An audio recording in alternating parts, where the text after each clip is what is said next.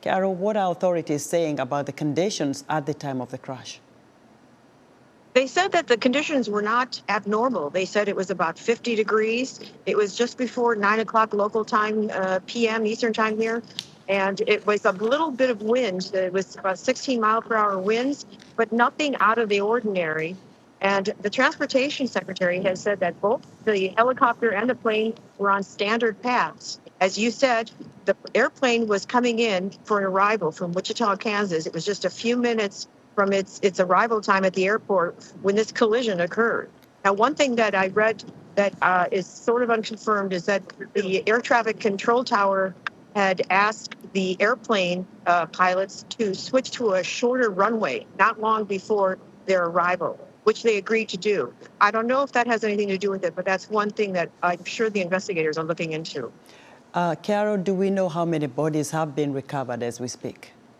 They're now saying 28 bodies have been recovered. They're still in a kind of a recovery mode here. They're no longer searching for survivors.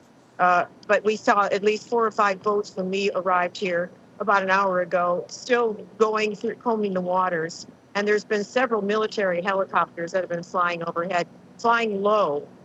So we can only assume that they're part of this operation, emergency operation too. What else are you seeing happening around the crash site?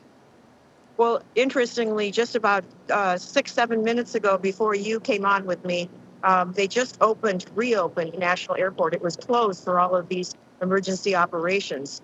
And now just behind me, let me show you where we are. We're about a half a mile from National Airport. You can see the National Monument, I think, over my shoulder. You can also maybe see the Capitol. We're zooming in, trying to give you a little better look, but we're not far. We're on the Virginia side of the Potomac River.